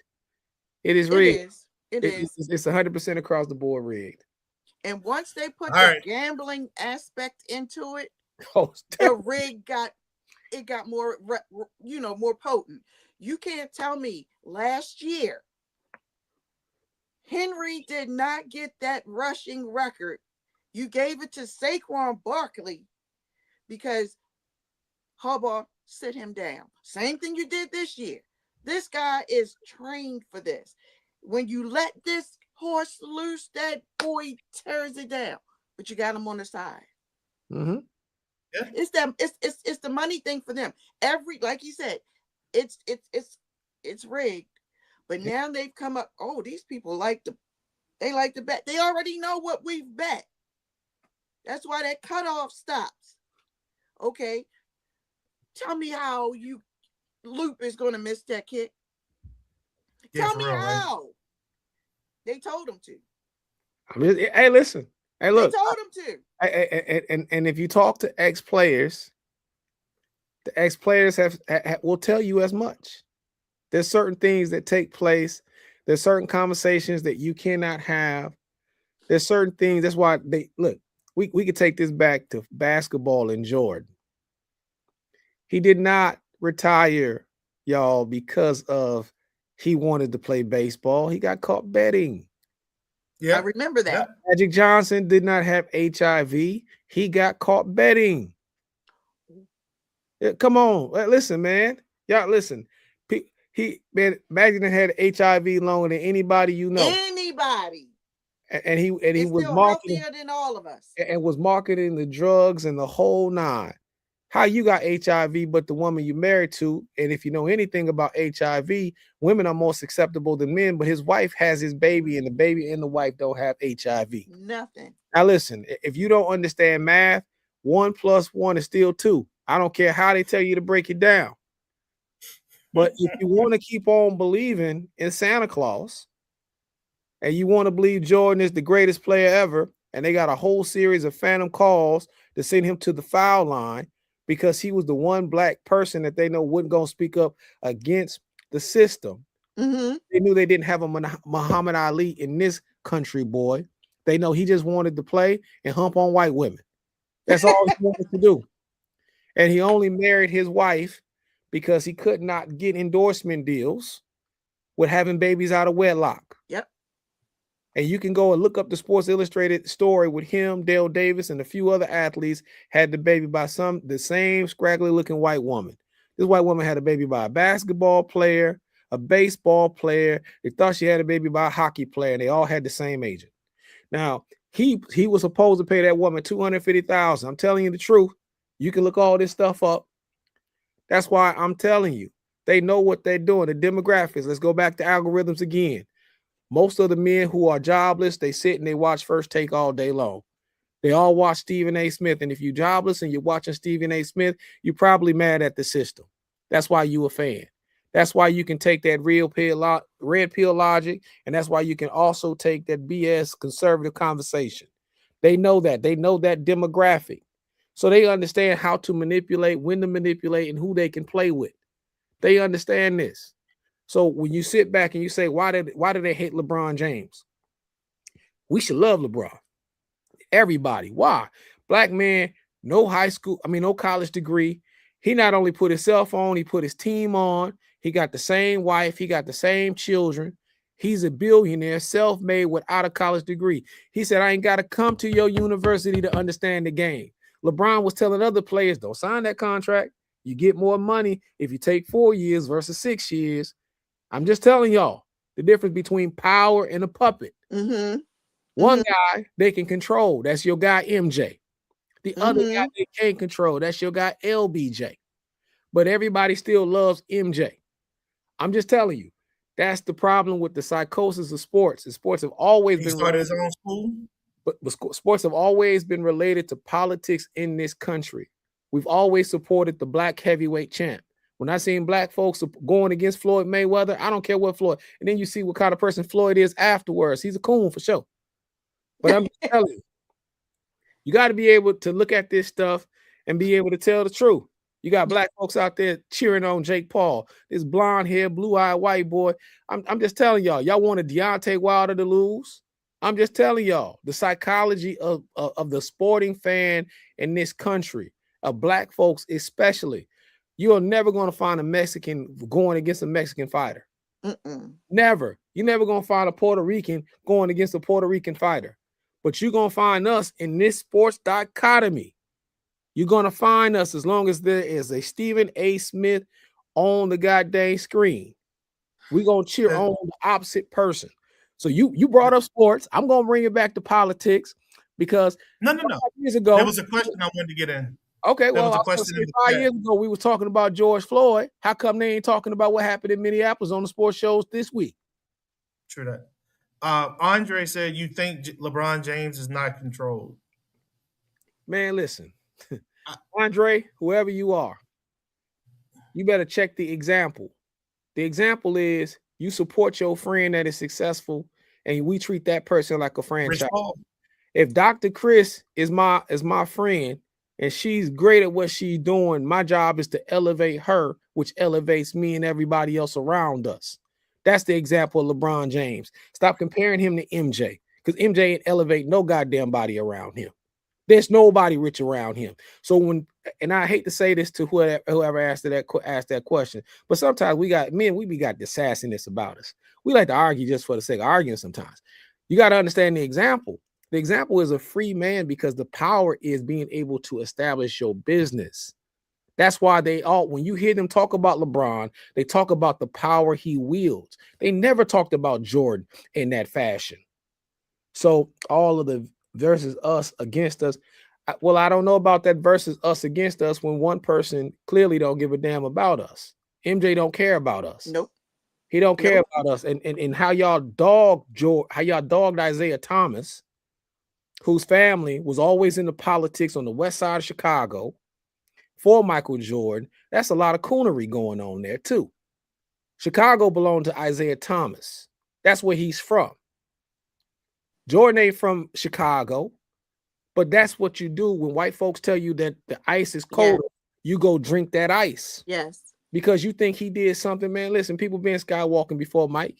Mike wasn't the first. It was Dr. J before Mike. How you going to plant a statue declaring him as the greatest of all time before he ever did anything? Because once again, here goes Lou Alcindor, who changed his name to Kareem Abdul-Jabbar, who does not play by the politics that you want him to play in, who is the leading scorer, who has as much championships and everything else, is won on every level possible. But you won't tell me about this man because you know you can control him with some white woman. And so y'all like him, y'all love him because he fits the establishment. Yes, boss. I'm just telling you what it is. That's what it is. Boss. Mm-hmm. Hold on, brother Andre wants to come. He got his hand raised and everything. Oh, man. Hey, I asked him. I don't think he saw my question. So, hey, morning, brother. How you doing? I'm doing just fine. How's everybody doing in the room? All right. Oh, what's happening? Right on. What was your question? I don't have a question. I have a comment to the gentleman that says something about I'm being sassy and just want to argue for the sake of arguing. Oh, okay. Well, you go ahead and have that. Because I disagree with something you said and have a difference of opinion doesn't make me sassy at all. Okay. I'm not a Michael Jordan fan. Okay. I don't think LeBron or Michael Jordan is the greatest. Okay. My opinion was just LeBron James is also controlled. That's all I said. And you want to resort to going about who's sassy. Well, listen, this is a show about conversation, and I can go into that too if you want to go into it. I don't duck no smoke, and this is a BTA moment. I put belt to ass to anybody that want to debate on anything, however you feel and however you don't feel. That's what I do, in person, out of person, whatever. I'm not a personality online. This is just who I am. Now, if you say that you don't feel like he's the greatest, let's stick to that, because your feelings and your emotions about what I said, I stand on what I said, like you stand on what you said. I ain't gonna change my fact because you hopped on here. I didn't ask you to change anything. What I'm asking is that we not assume somebody is sassy just because they have a difference of opinion. Okay, that's fine. I'll give you that. I'll give you that. I have no problem with that. My ego's not as big enough that I could step back and say that. But I don't know you from a can of paint. But it does come off as that. He read it the way he read it, and that's how I took it. That was my perception of the comment.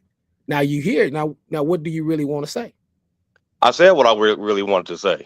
Okay, you're saying that LeBron James is not the greatest and Michael Jordan is the greatest. No. I already said I don't think LeBron James or Michael Jordan is the greatest. I said that. Right. You I said in also said that you made your comment about me being sassy because men just want to come on here and just argue for the sake of arguing, and that's sassy. I just simply said that LeBron James is also controlled. Okay. That's all I said. Okay, so how is he controlled? Expound on your point. Since you wanted to expound on everything else, expound on your point. Don't leave a cliffhanger. Why is he controlled? Because everything I said, I broke it down. Now, if you're going to hop on here, now explain your point. Why is he controlled? It's easy to type it in. Now tell us, you're here. You got time. Why is he controlled, brother? I don't know why he's controlled, but I know that he is. Anytime a black man gets on that level of money, you're not going to be able to be, you're not going to be another Malcolm X and make that level of money unless you are not approved to do so. I.e., now I can't prove this. This is just my thought, my opinion, my example. I.e., Bob Johnson has sold BET. I don't think he sold BET because he wanted to. I think he sold BET because he had to. Okay, there are some other people in the music industry that has had to let go of what they had. For example, Michael Jackson.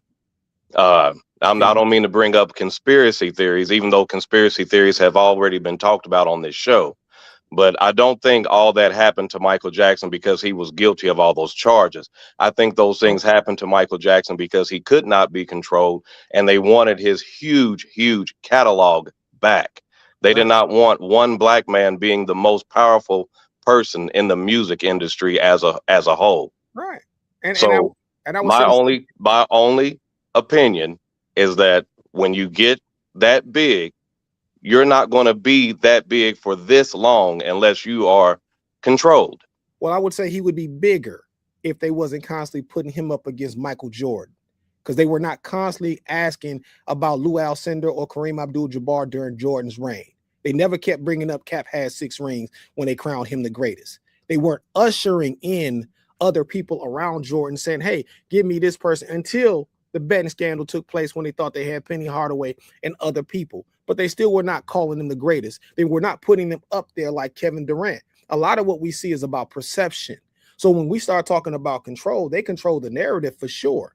But if you think about the idea of a person having to play against a ghost, it's LeBron James versus the ghost of Jordan. That's what that is, which would be bigger. And if kids were able to see that example, to say, hey, you could take your talents, and if you are disciplined in a lot of other ways, you don't have to worry about these frivolous baby mama lawsuits. If you get married and you have one family and you do these things this way, when they constantly chip at him, that's a way to control the other players. So to me, there is a ceiling that they have placed there, and we've put that there. But that doesn't mean that they can't control the temperature of the room. I mean, we always say this about success when it comes to black people. Oh, there ain't gonna be no successful black people. We were successful before white folks knew what success was. We don't need white. This idea with us that we're always thinking that white folks set the tune and the tone about success when it comes to us. We can be successful without them. And that's part of our problem. And we do this a lot online, because part of the reason is that Brother Roddy, you about to leave? No, I want to get in. Okay. Okay. All right. Go ahead. Go that. Yeah. Because I heard LeBron and I heard Wilt and I heard LeBron and I heard Michael. But what I didn't hear, and you mentioned Lou Alcindor, Kareem. Yeah. But what I didn't hear was the true GOAT, and that's Wilt. Bill Russell. Wilt. I didn't stutter. And the reason why Bill I'm Russell. saying no, Wilt, the true GOAT. Even if you look at the interviews with Bill Russell, Russell will tell you, or when he was alive, that Wilt was the one. If you talk to all of the people in his day, they will tell you Wilt was the one. But since we're into stats, let's look at the stats. Compare Wilt's achievements to anybody else's, including Michael's and LeBron's. They're not even close. So I like when we have these discussions, because Michael's a hometown boy. You know, he was like 34 miles up the road from my grandmother's house. But I'm just saying, when we get into these stats, we don't get into it deep enough, because I'll put Wilt out there any day against anybody, past, present, and heck, I'll even step out and say into perpetuity. Because how many people got 100 points per game? I'm sorry. How many people got more than 50 points a game in a single season, more than Wilt? Because if I remember the stats right, and I'm not a stats guy for sports like you all are, but what I remember is what Michael got was for his whole career compared to what Wilt got in one season. So I'm just saying, if we're going to talk about the greatest when it comes to basketball, now I can go baseball too, but when we're going to talk basketball, I cannot definitively say Wilt was the greatest because it depends on, are you talking about rings? Are you talking about this? Are you talking about that? But what I'm talking about is you lay the stats out, just lay the numbers. And then here is another one. It's a little more intangible, but it is a real thing. How many rules were changed for LeBron in actually playing basketball? And how many rules were changed for Jordan playing basketball? Oh, and let's do this. I take my glasses off. So that means I got to go in. If you remove the 3-point shot that Wilt didn't have, because Wilt's points didn't come from 3-pointers. Wilt points came from in the paint most of the time, right? But so if you remove the 3-point, who is close to Wilt? Matter of fact, the rule about big man being in the middle, being in the paint, that rule, Wilt changed rules. Wilt changed the game. Technically, that's a Barkley rule. Hold on, that's a Barkley rule where you can't back people down in the paint for a certain period of time. Now let my Indiana-ness take over because we are the Hoosier State and we know basketball better than the rest. So let's just. What about North Carolina? Hold on now. Oh, hold on, because he talked about Wilt's one season. Correct me if I'm wrong. It was Oscar Robertson who averaged the triple-double for an entire season. That's something that Wilt did not do. And he's also from where? The Hoosier State. Then let me just go back to another thing. The GOAT acronym is only for one person. That's Muhammad Ali. There is no other GOAT. Everybody else that you're talking about, white folks strip that label off. The only rapper that's a GOAT is LL Cool J. It's only two GOATs. LL Cool J or Muhammad Ali. Because those are the only two people that gave themselves that moniker. Everybody else after that is what we call a hip-hop biting. So if we're going to have that GOAT conversation. Hip-hop what? The hip-hop moniker, we call that biting. That's called biting, when you're biting someone. And so what I'm saying to you is, if we're going to look at it, and let's look at LBJ for he leads he leads in points, he leads in minutes. He's also not only first in points, he's second in assists. And so but how long did it take LeBron James to reach all those goals? Wait, hold on a second. You talking about how long? Maybe you want him to go? You want him to go vote, sleep with some white women or something? What we got to do? We got to do a couple thing. What does sleeping with a white woman have to do with his stats? What you got? Hold on a second. When you ask how what he got to do, hey man, this is about longevity. Is a sign of greatness. No. What I'm saying is, look how long it took for his stats to get where they are. What I'm saying is, other players have done more than LeBron James in half the time. With phantom whistles, when they're not getting touched by a system that you talked about controlling. Let's go back to your point. Are you saying Wilt wasn't touched? No. Hear me out. What I'm saying to you about him, I'm gonna get back to you about Wilt. I'm gonna get back to your point. Because Rodney, we got 7 minutes left in the show. Your point about Wilt was 7 foot playing against some 6'3" white boys. It wasn't even. So stop playing around. And Wilt couldn't do nothing. Come on now. Wilt could not do anything with Shaquille O'Neal, Elijah Wan, Patrick Ewing, or the rest of them. One-on-one, they would take his ass in that paint and put him to work. And he couldn't do much against Lou Alcindor when they played. And don't act like they ain't got film with them playing against each other. So let's stop playing. Look at the numbers. I'm gonna look at the numbers. And remember, Kareem won on every phase from high school to college to the pros. Even Kareem couldn't do nothing with Wilt. Man, and Kareem said it. And Kareem said it.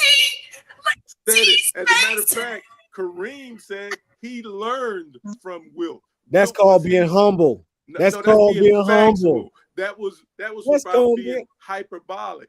No, you got to go off of what the man said. If the man said it out of his own mouth, you got to go off of what he said. They got numbers. They scored all them points with no 3-point line. Kareem scored all them points with no 3-point line. That is a fact. That's not opinion. That's not conspiracy theory. That's a fact. LeBron James has been in the league far too long to be compared to other players who have done that in half the time. I'm talking about during an era where you could get fouled and checked hard. You can't check a player no more. If you put Magic Johnson, Michael Jordan, Charles Barkley, Isaiah Thomas in today's game, they be scoring 90 points a night. So let me say this clearly, because because we started this off, you hopped on about control. I'm gonna tell you a conversation I had with a referee. LeBron don't get those calls because they're not a fan of LeBron. That's why he does not get those calls. If he got what your boy Jordan had that you're talking about, or James Harden, or Kevin Durant, or Shea Clippers. No, Roddy, because you're deflating from the conversation. Let's keep it on par. Wilt's the best. No. Let's keep it on par. That's because what I was talking about. If LeBron had the same calls that Jordan got, LeBron would have arrived at that place 10 years prior. Why are we just focusing on Jordan? Because when we start, because that's what we were talking about that amongst me and him before you hopped on. So you're hopping in on the back end of a conversation. I listened to the whole thing, brother. But he didn't come late. So even if we talked about Wilt, if we look at the numbers, LeBron is still leading the league in points all time. He's still second in assists all time. But look how long it took him to get there. So longevity is a problem. No. I commend him on being able to play as long as he has and squeaky clean. That's unheard of for him to have a beautiful family. He hasn't had any major scandals that we know of in the media anyway. For him to play squeaky clean in the league for as long as he has, I commend that. My point that I'm making is it took him this long to do what he's done, and other players have done it in half the time. I'm not saying he's wrong for playing as long as he has. For him to be able to remain in tip-top shape for this long is unbelievable. That is awesome. That's great. I am a sports player myself. I am a starter. I know what it takes to do what he does. And for him to play at this level for this long is awesome. I commend him in that. But what I'm saying is, yes, he broke the all-time scoring record, but Kareem did that with no 3-point line. Yes, LeBron has all these unbelievable stats, but other players has had those same stats, and they did it in half the time. If I finish a race before you do, that means I won. If it took you longer to get to the goal line. But the rules dictate that if you were playing in Kareem's time, if you got fouled in the paint, you would be at the free throw line. In today's game, they do not give the same calls for going to the bucket as they did during that time. Which means you are exactly right. I agree with that. You're exactly right. Because in today's game, they don't call travel. In today's games, okay. What part of stop I don't get? Look, I got to cut you off, bro. We only got 3 minutes left in the show. We got to get to the end of the show. We got to give everybody their due. I got to cut you off. I got to give everybody their due. I got to thank everybody for coming on. Thank you. This damn show went totally different than I thought it was going to do. This was supposed to be a little segment, and we were supposed to transition to the rest of the news that was going on. But whenever you get into sports, it gets hairy and dicey, and we can go back and forth and back forever. Maybe this is something that we will pull up the stats on and dig into and make that an actual show, because I wanted to talk about baseball in a couple of weeks anyhow, because pitches and catches report in 3 weeks. So I wanted to bring that up. Doc, thank you.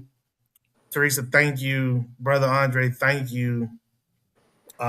Again, please don't lose focus on what we started the show about, talking about the out of control federalized agents that are walking around right now, whom are very much acting like slave catchers and are going door to door in Minneapolis right now, looking for people to arrest because they have a bonus in order to do so.